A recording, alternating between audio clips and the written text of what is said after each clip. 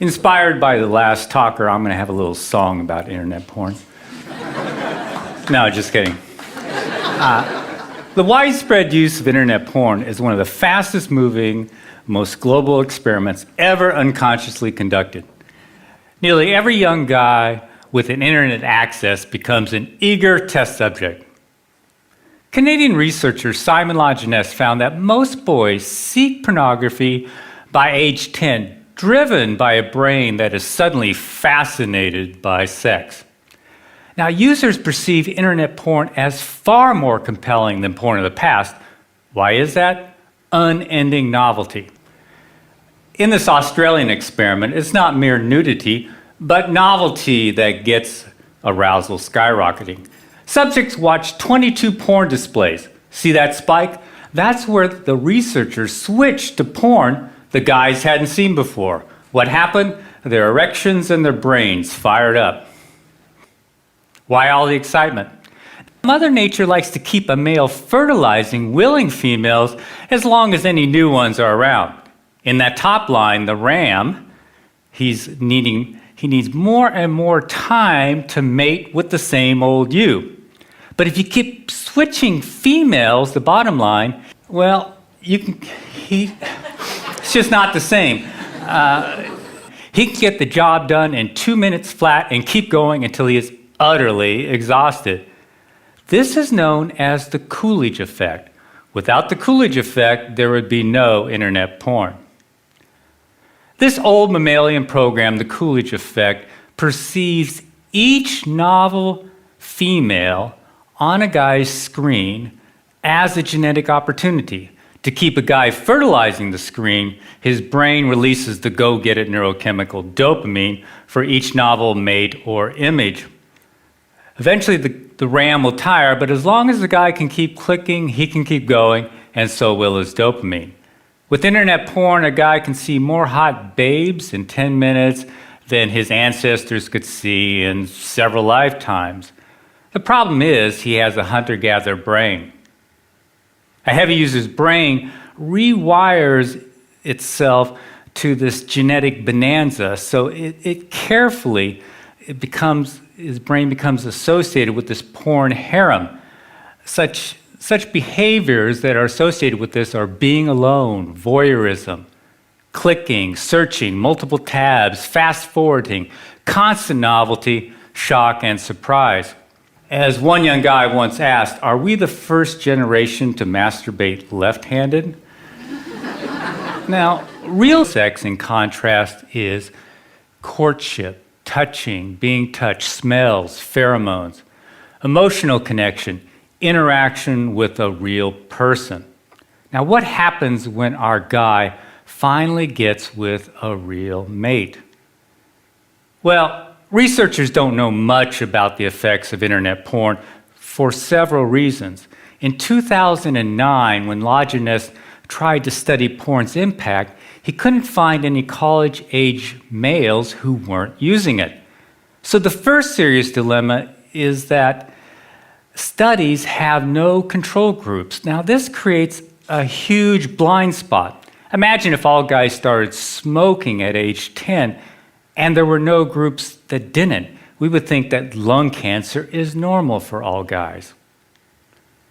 Undaunted by his lack of non-users, Lajeunesse asked 20 male students, is internet porn affecting you or your attitudes towards women?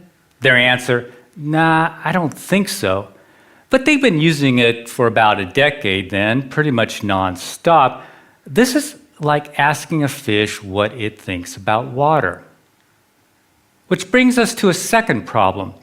Now, researchers haven't asked porn users about the symptoms Zimbardo described in The Demise of Guys.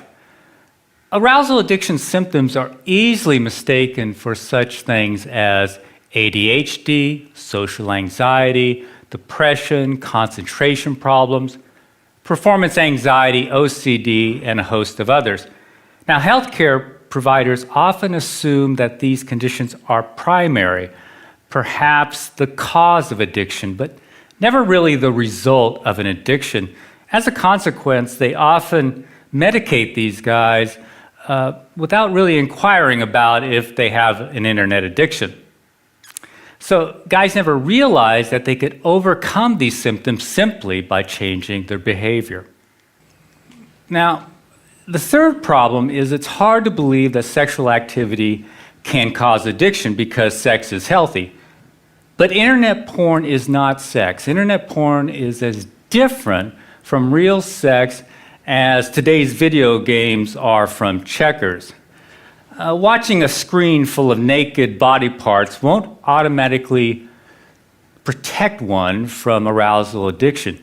In this Dutch study, here's the title, they found that, in fact, of all activities on the internet, porn has the most potential to become addictive. Here's why.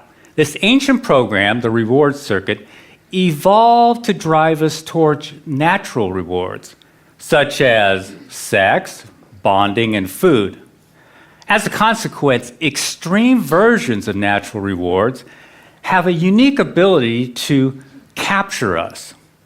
For example, high-calorie foods or hot, novel babes give us extra dopamine. Too much dopamine, though, can override our natural satiation mechanisms.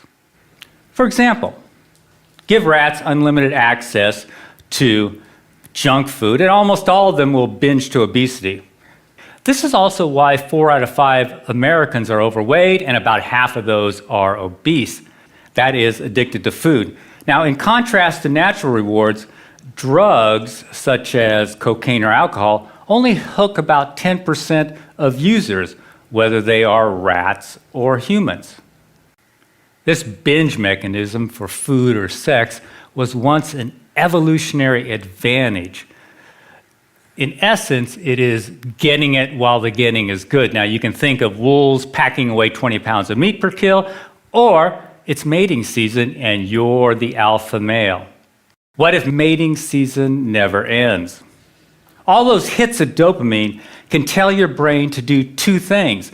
First, they say, man, you have hit the evolutionary jackpot. Second, they kick in a molecular switch called delta phos B. I know it's a fancy word, but dopamine kicks in delta phos B, and that starts to accumulate in the brain's reward circuit. Now, with excess chronic consumption of drugs or natural rewards, this buildup of delta phos B starts to alter the brain and promotes a cycle of binging and craving. If the binging continues, the delta phos B builds up and it can lead to brain changes seen in all addicts. So the dominoes are excess consumption, excess dopamine, delta phos B, brain changes.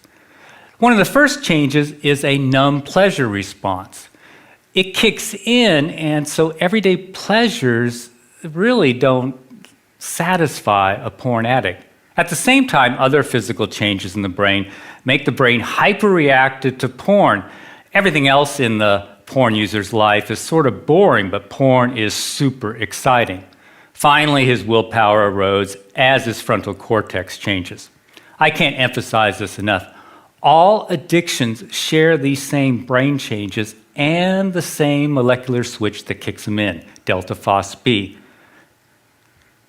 Now, scientists have used brain scans to measure these changes in drug addicts. Up here, these scans show a reduced pleasure response in drug addicts. These and several other changes have also been seen in gambling addicts, food addicts, very recently in video game addicts, and now in internet addicts. I apologize for filling up this slide with brain studies. Just notice the dates, but I want you to know that they exist. So far, all brain research points in only one direction. Constant novelty at a click can cause addiction. Now, we know this because when scientists examined former internet addicts, they found that these brain changes were reversing themselves. Unfortunately, none of these studies isolate porn users, but they do include them. Here's the game changer. At last, we have a group of guys who are no longer using internet porn. That's right, heavy users are voluntarily giving it up by the thousands. These guys are the missing control group in the great porn experiment. They're showing experts what changing one single variable can do. I call it the resurrection of guys, as opposed to the demise of guys. Now, before I continue, you probably want to know why any porn-loving guy in his right mind would give it up. 2 words: erectile dysfunction. Internet porn is killing young men's sexual performance. Now, Zimbardo said young guys are flaming out with women. This survey by Italian neurologists confirms what we have witnessed over the last few years. Now, sexual enhancement drugs often stop working for these guys if they ever did, because the problem isn't below the belt where Viagra works, nor is the problem really psychological. It's due to physical changes in the brain, those addiction-related changes. Their numb brains are sending weaker and weaker signals to their bananas.